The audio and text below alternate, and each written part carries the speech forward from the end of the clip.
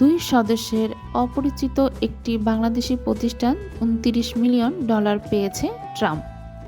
বাংলাদেশের রাজনৈতিক দৃশ্যপট শক্তিশালী করতে মার্কিন আন্তর্জাতিক সহায়তা সংস্থা USAIDর $29 মিলিয়ন তহবিল নিয়ে প্রশ্ন তুলছেন যুক্তরাষ্ট্রের প্রেসিডেন্ট ডোনাল্ড ট্রাম্প।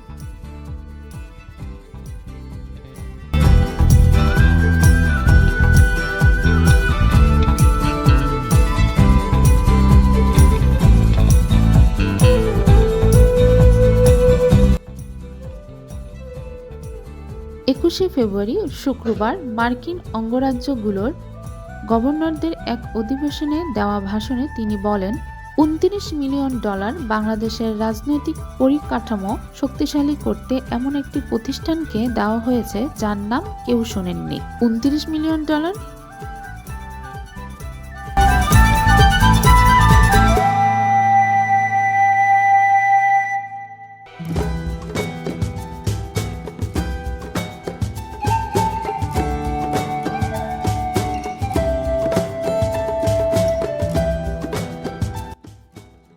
তারা চেক পেয়েছে।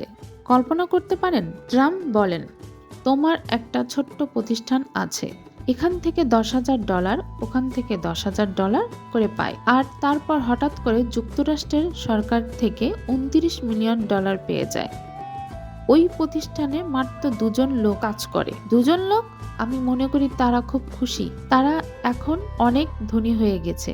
শীঘ্রই তারা একটা নামকরা বিজনেস ম্যাগাজিনের কভারে চলে আসবে।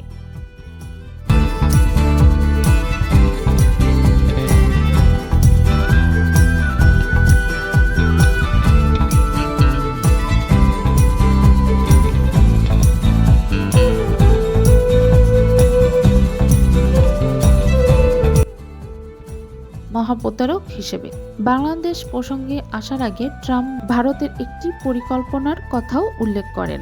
তিনি বলেন, ভারতে ভোটার উপস্থিতি বাড়াতে আমার বন্ধু প্রধানমন্ত্রী নরেন্দ্র মোদীকে $21 মিলিয়ন দেওয়া হয়েছিল।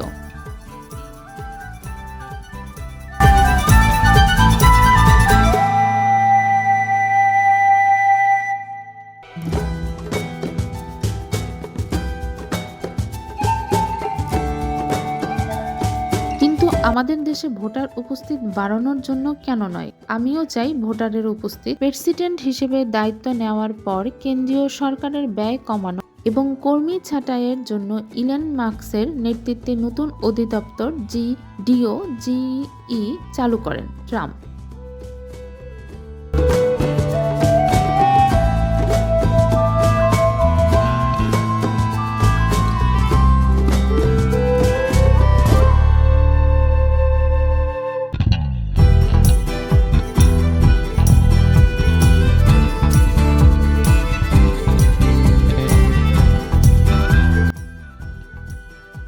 এই অধিদপ্তরের সুপারিশে 11টি দেশ মোট 17টি মার্কিন সাহায্য প্রকল্প বাতিল করা হয়েছে, যার মধ্যে বাংলাদেশের $29 মিলিয়ন রাজনৈতিক পরিবেশ শক্তিশালীকরণের প্রকল্প ও ভারতের $21 মিলিয়ন ভোটার উপস্থিতি বাড়ানোর প্রকল্প রয়েছে।